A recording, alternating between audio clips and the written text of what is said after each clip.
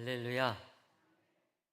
한가위 추석을 맞아서 우리 모든 성도님들 주 안에서 온 가족이 즐겁고 행복한 시간 보내시기를 바라겠습니다. 이번 추석 연휴는 그 어느 때보다도 깁니다. 최소한 7일에서 최대 10일까지 연휴를 즐길 수 있게 된 것이죠. 아주 귀한 황금 연휴라고 할 수가 있습니다.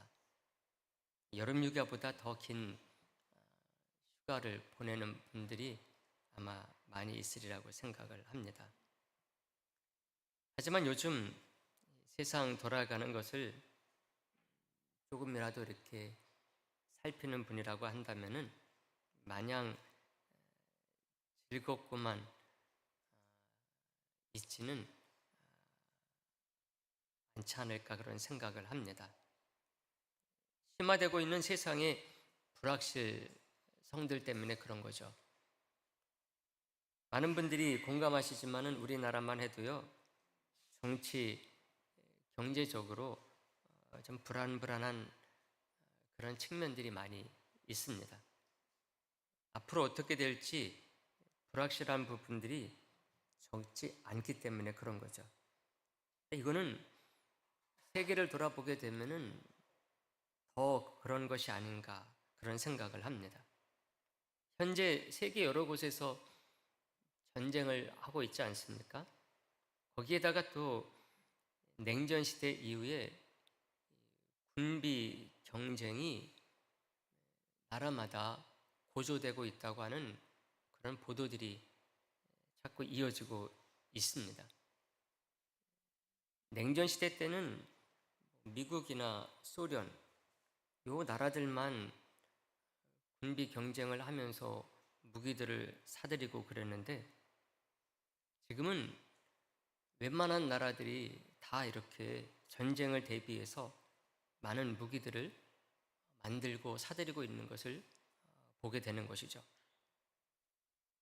그리고 또 주요 국가들은 내부적으로 심한 몸살을 또 앓고 있습니다. 경제 정책의 한계, 실책이라고 그럴까요? 이런 것 때문인지 이러지도 저러지도 못하는 그런 상태에 맞닥뜨려 가지고 해결의 실마리를 찾지 못하는 그런 나라들이 점점점 늘어가고 있습니다. 근데 이런 나라들이 그냥 무시해도 좋을 그런 나라들이 아니라 선진국 그런 데서 이런 일이 벌어지고 있다는 면에서 참 보면서도 불안불안한 것이죠. 근데 이런 데다가 개인마다 혹은 가정마다 갖고 있는 특수 상황까지 겹쳐지게 된다고 한다면은 더욱더 이런 불안감이 높아질 수밖에 없습니다. 성도 여러분, 오늘 6절에 보면 이런 말씀이 나옵니다. 6절에 보시면은 어두울 때 퍼지는 전염병과 밝을 때 닥쳐오는 재앙을 두려워하지 아니하리로다 이런 말이 나옵니다. 이 시인은 어두울 때 퍼지는 전염병도 닥쳐오는 재앙도 두려워하지 않을 수 있는 이 묘책 같은 것을 알고 있는 것이 아닌가 이런 생각을 하게 하는 거죠. 여러분 고대 때 전염병이라고 하는 것은요 정말 감당하기 힘든 공포 중의 공포였습니다. 근데도 불구하고 그런 속에서도 이 시인을 보게 되면은 두려워서 떨지 않고요 의연하게 서 있는 것을 보게 되는 것이죠. 그래서 우리들이 오늘 이런 이 시인의 어떤 비책 같은 것 이것이 어디에 있는 것인지 생각하고자 하는 것입니다. 오늘 우리가 보게 되는 이 시편 91편은요 성도들에게 이 세상에서 살아나갈 큰 힘과 용기를 주는 위로를 주는 말씀으로 아주 잘 알려져 있는 말씀입니다. 그래서 많은 사람들에게 사랑을 받아온 시가 바로 시편 91편입니다. 이 시 속에 우리 하나님은 그의 자녀들을요 어떤 상황 속에서도 지켜주시는 그런 하나님이심을 잘 알게 해줍니다.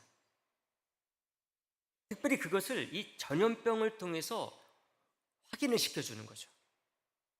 이 시편에는 전염병이라는 단어가요, 한두 번 나오는 게 아니에요. 앞에서 본 6절에서도 나오고 3절에서도 나오거든요. 3절 말씀, 이 말씀을 우리가 다시 한번 보도록 할까요? 3절 말씀 다 같이 보도록 하겠습니다. 이는 그가 너를 새 사냥꾼의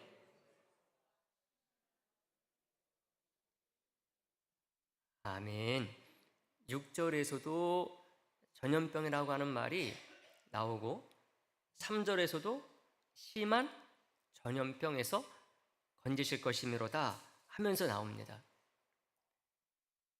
16절이 되는데요, 오늘 시가 16절 가운데 전염병이라는 단어는 2번 딱 나오거든요.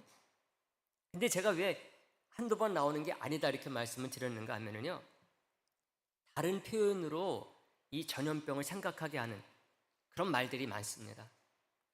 공포, 재앙, 사자, 독사, 뱀, 이런 단어들이 계속해서 나오거든요.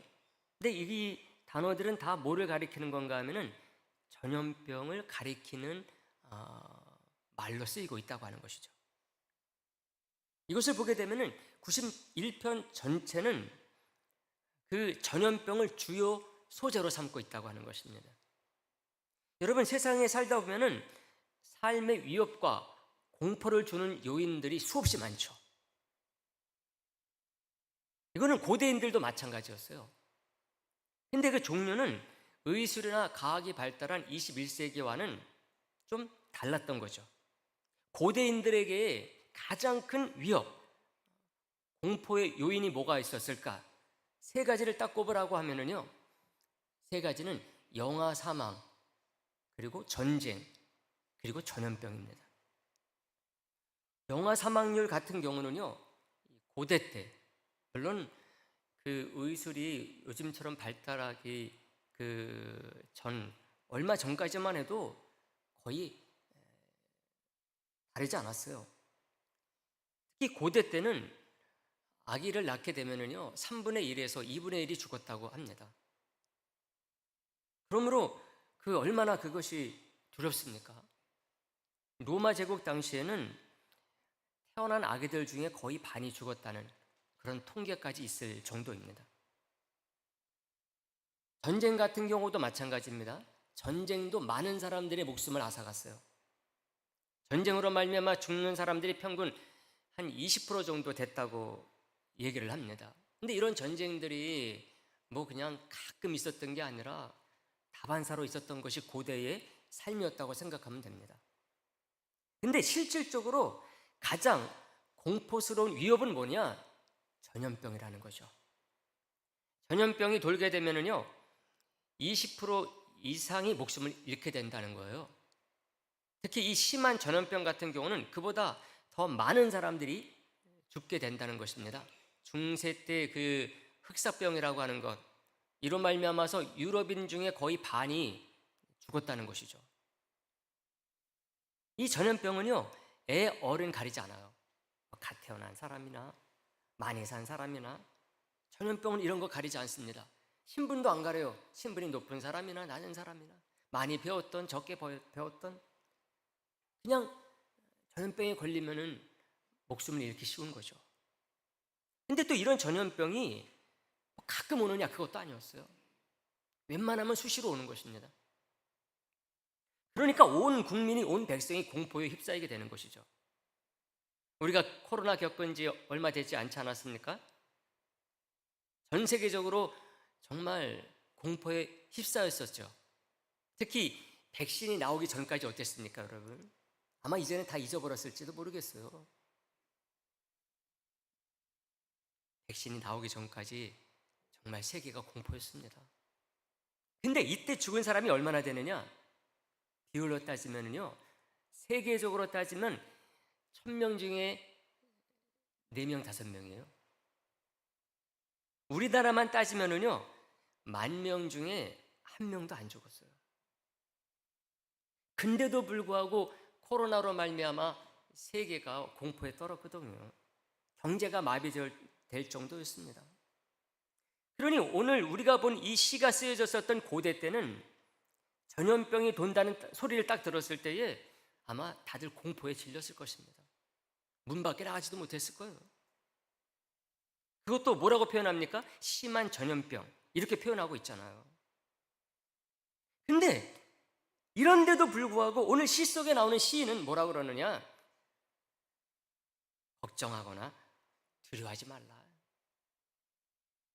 염려하지 않는 것 같아요. 7절 말씀 볼까요? 한번 7절 말씀 다시 한번 보도록 합니다. 7절 보겠습니다. 1000명이 내 왼쪽에서 10,000명이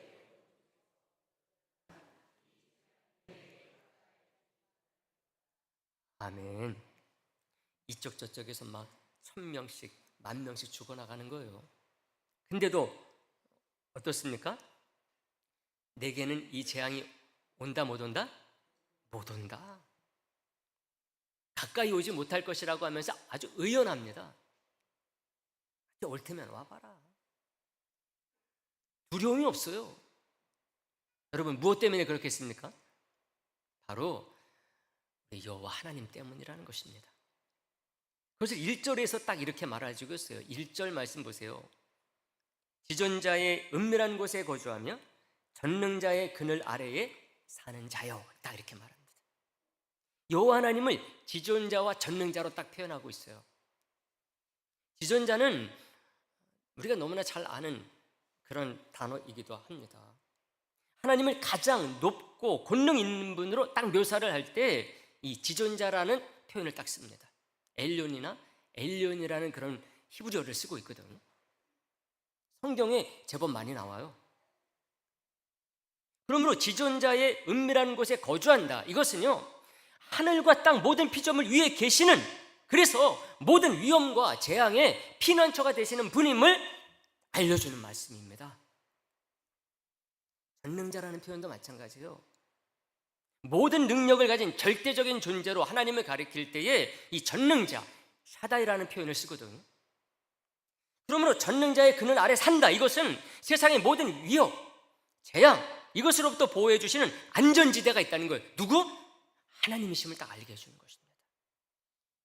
근데 이거를 이 시인은 어떻게 표현하는가 하면은 객관화시킵니다. 3인칭으로 표현해요. 그래서 어떤 특별한 다윗 같은 사람만이 아니라 우리 주님을 신뢰하고 믿는 저와 여러분들 같은 평범한 사람들에게도 신뢰와 안도감을 딱 주고 있어요. 이 시의 특징이거든요. 1인칭, 2인칭, 3인칭을 넘나들면서 표현을 합니다. 특히 3인칭을 통해서 우리들에게, 모든 성도들에게 그 확신을 딱 주는 것입니다. 2절 말씀을 보세요. 2절 말씀도 다시 한번 봅니다. 2절 다 같이 보겠습니다. 나는 여호와를 향하여 말하기를 그는 나의 피난처요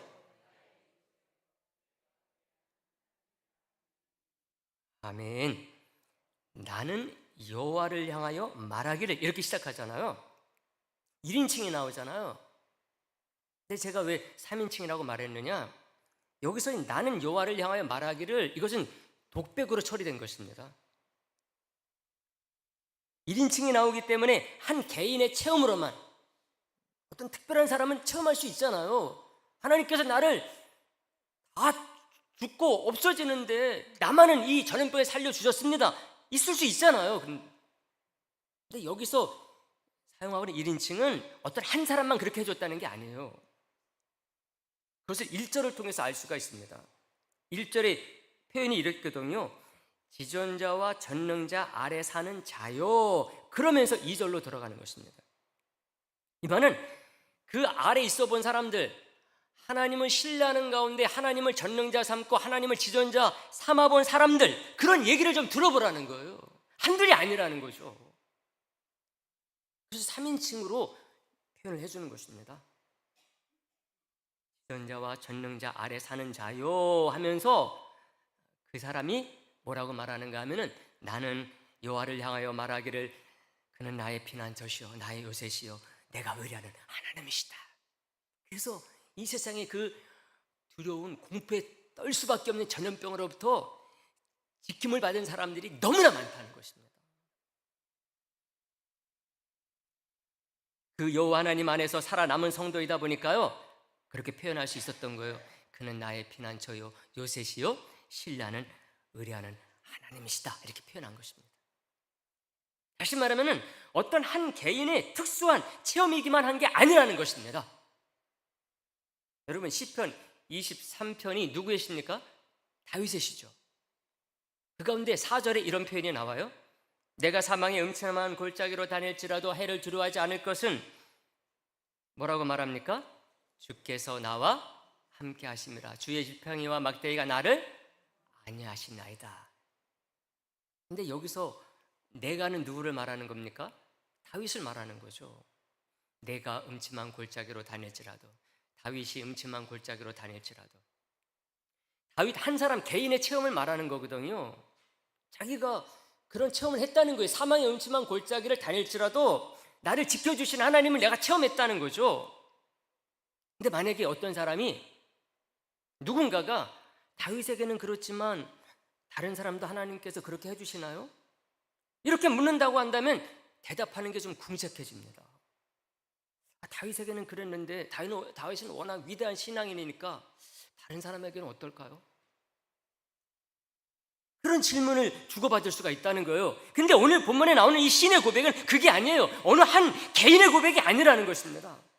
하나님을 의뢰하는 모든 자에게 우리 하나님은 은밀한 곳이 되어주시고 그늘이 되어주시는 하나님이라는 거예요. 그래서 무서울 게 없다는 거예요. 전염병을 통해서도 이것을 확실하게 체험했다는 거예요. 누가? 다윗과 같은 사람만이 아니라 하나님을 신뢰하고 믿는 모든 사람들이 그랬다는 거예요. 그래서 소망을 주는 말씀이 오늘 이 시편 91편이요 이 표현인 것입니다.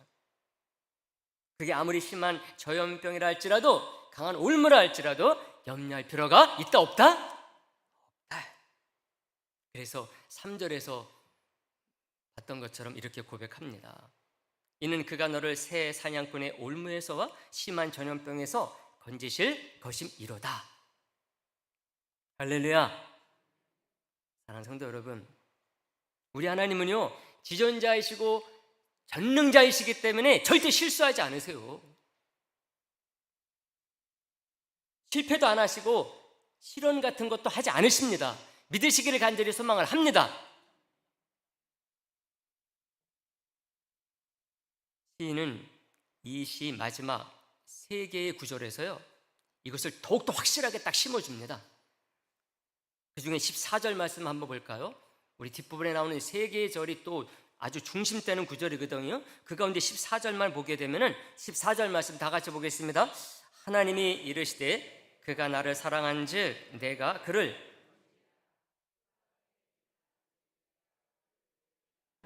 아멘. 뭐라고 말합니까? 그가 나를 사랑한즉 건지겠고 내 이름을 안즉 높이겠다는 것이죠.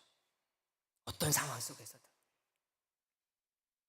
우리는 이 사랑한즉, 이름을 안즉 이런 표현들 때문에 어떤 사람들은요 이 사랑을 하고 또 그 이름을 아는 것, 여기에 딱 꽂혀가지고 하나님을 더 많이 사랑하면 할수록, 더 많이 알면 알수록 건져주시고 높여주시는 하나님으로 오해하는 분들이 있어요. 아주 중요한 오해입니다. 이것은 우리 하나님이 우리를 구원하실 때 예수님을 믿음으로 말미암아 우리를 구원해 주시는 게 아니라 주님을 사랑하는 정도, 저 사람, 너, 나 주님을 사랑하는데 어느 정도나 사랑해? 우리 주님을 아는데 얼마나 많이 알아? 이거에 따라서 구원이 있고 말고가 결정되는 것으로 아는 사람과 똑같다는 것입니다.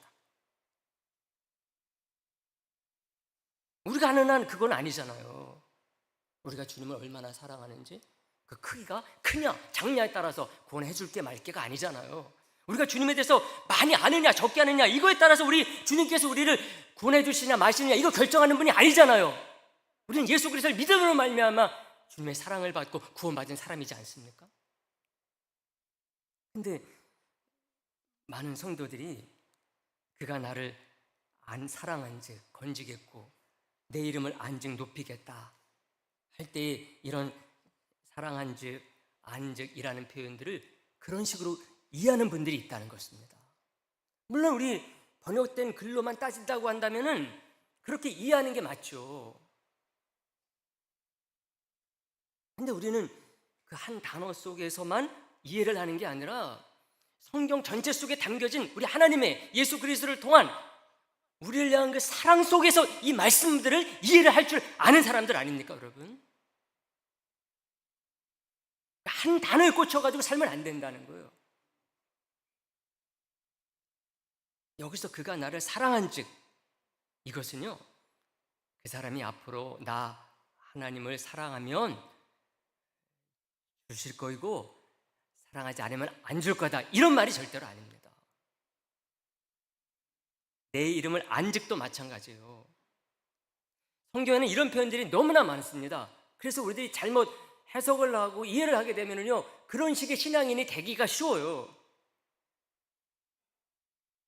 이런 표현들이 나올 때마다 우리 하나님이 우리의 행동에 따라 줄 수도 있고 안 줄 수 있는 분으로 알아가지고 자기 신앙생활을 어떤 의무감 속에 가둬둬서는 절대로 안 된다는 것입니다. 신앙이 좋은 사람들일수록 그런 사람들이 많아요. 하나님께서는 많이 사랑하는 사람에게 더 사랑해 주시고 더 많이 아는 사람들에게 더 많은 것을 주시는 그런 하나님이 아니실까? 그래서 정말 강박관념에 쌓여가지고 그것을 향해서 자기의 삶을 아주 가둬두는 사람들이 많이 있다는 것입니다. 예수 그리스도를 통해서 주신 하나님의 그 십자가의 사랑으로 말미암아서 내가 모든 삶 속에서 참 주님께서 기뻐하시는 멋진 삶으로 나아가야지. 삶이라는 게 기쁨과 감사와 능력이 되는 게 아니라 강박관념 속에서 밀려서 그냥 사는 사람처럼 사는 그런 신앙이 되기 쉽다는 거예요. 왜? 성경에 이런 표현들이 많이 있기 때문에 그래요. 그가 나를 사랑한즉 내가 그를 지키겠고 그가 나를 안즉 내가 그를 높이겠다, 이런 식의 표현이 많이 있습니다. 사랑하면 지켜줄 것이고 많이 알면 높여줄 것이다, 이런 식으로 해석되기 쉬운 그런 표현들이 많이 있다는 것입니다. 근데 이 표현은요, 가정법도 아니고 어떤 개연성이 담겨져 있는 말도 아니에요. 다 완료형을 쓰고 있습니다. 그가 나를 사랑한 것으로 표현하고 있고 그가 나를 안 것으로 표현하고 있어요. 앞으로 얼마나 사랑할 것이냐, 앞으로 얼마나 알 것이냐, 이런 표현이 아닙니다. 완료형으로 되어 있어요. 그래서 성경에 이런 표현이 나오게 되면은 이것은 언약적인 관계 속에서 이해를 해야 돼요. 하나님의 자녀된 사람들에게 이런 표현을 많이 쓰는 거거든요. 그때마다 우리가 이해하는 것은 하나님과의 언약적인 관계 속에서 이것을 이해하고 받아들일 수 있어야 된다는 것입니다. 하나님과 우리는 예수 그리스도로 말미암아 하나님의 주권적인 은혜 속에 있는 사람들이에요. 믿으시기를 간절히 소망합니다. 예수 그리스도로 말미암아 우리가 앞으로 하나님의 은혜 가운데 들어갈 사람이 아니라는 거예요. 이미 들어온 사람이라는 거예요. 하나님의 자녀가 될 사람이 아니라 된 사람이라는 것입니다. 영원한 선택과 사랑 속에 우리가 이미 들어가 있는 거예요. 우리의 삶도 생명도 우리의 과거도 현재도 미래도 마찬가지입니다. 그러므로 이 언약 속에 있는 자들은요, 그 어떤 세상의 시련과 역경과 전염병이라 할지라도 두려워할 게 없어요. 왜? 이미 하나님께서 우리를 충분히 하나님의 자녀로서 놀라운 은혜 가운데 거하게 해준 사람들이 저와 여러분들이기 때문에 그렇습니다.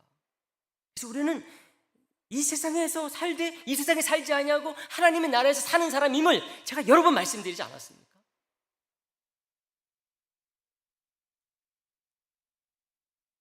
이런 것들은 절대로 참된 우리의 생명을 좌우할 수가 없습니다. 그러므로 그가 나를 사랑한 즉은요, 어떻게 실제로는 우리가 이해하고 번역해서 받아들여야 되는가 하면은 하나님이 나를 먼저 사랑하심으로 그가 나를 건지신다. 그가 내 이름을 안 즉도 마찬가지입니다. 하나님이 나를 먼저 아심으로 하나님께서 우리를 높여주신다는 것입니다. 우리 하나님이 지존자이시고 전능자이시라는 이 고백 속에서도 이것을 알 수가 있어요. 우리 하나님은 지존하시고 전능하신 분이기 때문에 이렇게 하실 수 있는 분이에요. 인간은 이거 못하죠. 예레미야서 31장 3절에서 예레미야 선지자가 이것을 딱 증거하고 있습니다. 옛적에 여호와께서 나에게 나타나사 내가 영원한 사랑으로 너를 사랑하기에 인자함으로 너를 이끌었다 하였노라, 이렇게 말합니다. 어떤 사랑이요? 영원한 사랑으로. 영원한 사랑으로 내가 너를 사랑했다. 앞으로 네가 하는 거에 따라서 사랑할까 말까 결정할 거야. 그런 표현이 있습니까, 없습니까? 없어요. 영원한 사랑으로 하나님 우리를 이미 다 사랑했다는 것입니다. 변함이 없는 사랑이에요. 영원한 사랑이기 때문에 변할 수가 없어요. 이건 지존하시고 전능하신 하나님이기 때문에 가능합니다. 이 세상에 어떤 사람도 이런 사랑을 나눌 수가 없어요. 네, 우리 하나님은 전능하시고 지존하신 하나님이기 때문에 우리를 이렇게 앞으로 내가 어떻게 할지도 모르는데 하나님은 영원한 사랑으로 우리를 예수 그리스도로 말미암아 사랑하기로 확증하신 것입니다. 바울도 이것을 잘 알고 있었어요. 그래서 모세오경 출애굽기서 33장 19절을 인용하면서 로마서 9장 15절에서 이렇게 말합니다. 기록된 바 내가 긍휼히 여길 자를 긍휼히 여기고 불쌍히 여길 자를 불쌍히 여기리라 하셨으니, 딱 말하고 있습니다. 사랑하는 성도 여러분, 우리는 이것을 또 오늘 본문 11절과 12절을 통해서 또 한 번 확인합니다. 오늘 본문 11절과 12절이 아주 중요한 구절이기도 한데요, 우리가 이 말씀 11절 12절 말씀, 제가 11절 봅니다. 여러분들이 12절 보세요. 그가 너를 위하여 그의 천사들을 명령하사 내 모든 길에서 너를 지키게 하심이라.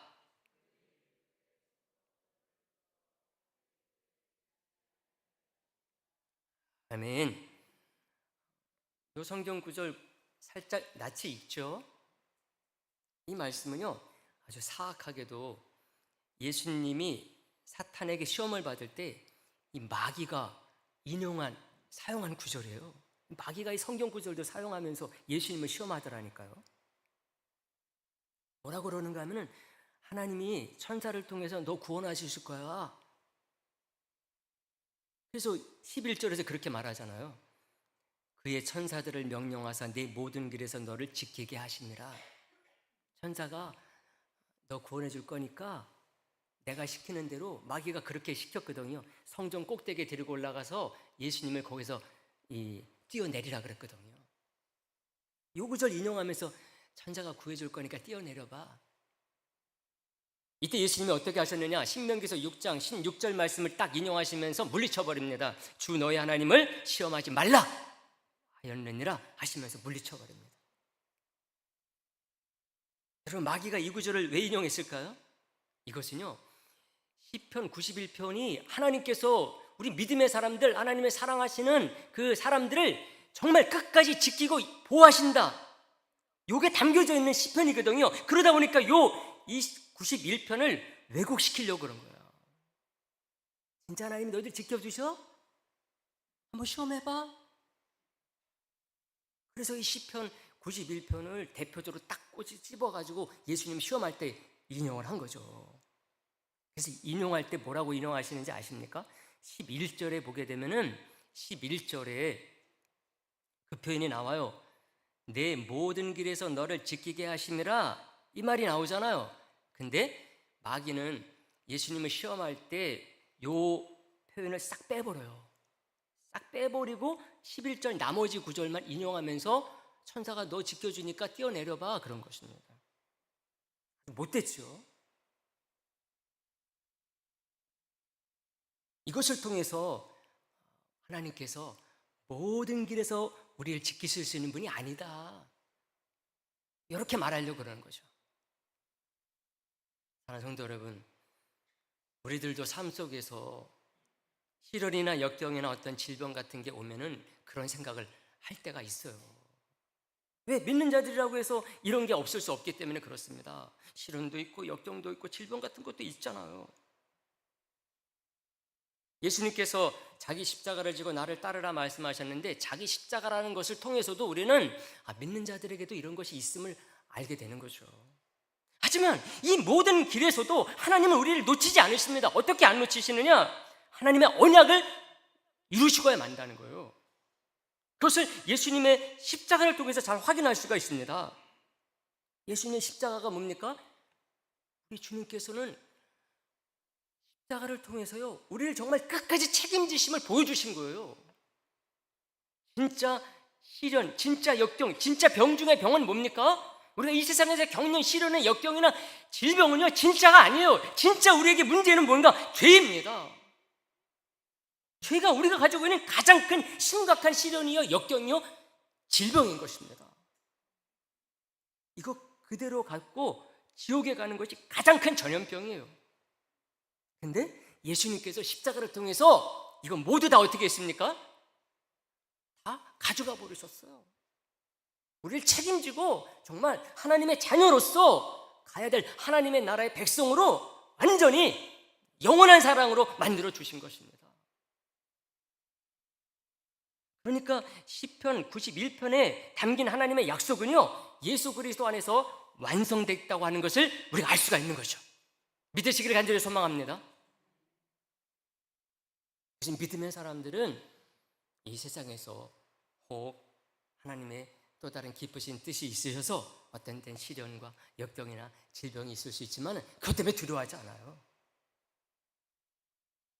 그거는 우리가 인간이 죽을 수밖에 없는 그 죄에 비한다고 한다면 약과다, 약과.